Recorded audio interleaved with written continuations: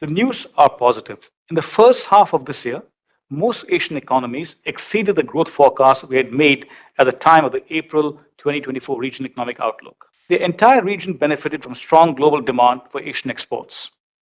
For domestic demand, the picture was more nuanced. Some advanced economies outside Japan experienced a soft patch in household consumption, which may reflect the impact of early monetary tightening. On inflation, the news is also positive. Asia has brought inflation down to low and stable rates faster than other regions. Now, how do we see risks? A couple of risks as the environment in which Asian policymakers operate has become tougher.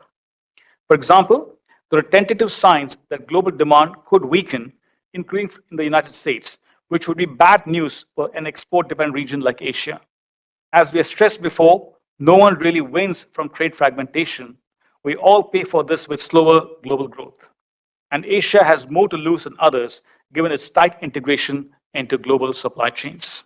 How should Asian policymakers navigate this environment? On macroeconomic policies, there is a strong case for rebalancing the fiscal and the monetary stance.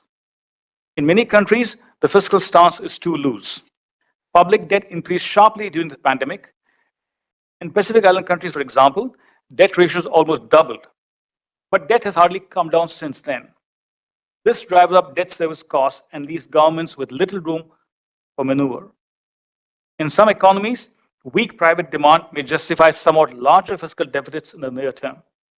But for most countries, it is time to consolidate budget in earnest, both to build buffers against risks and to preserve spending power for addressing longer-term challenges such as climate change and population aging.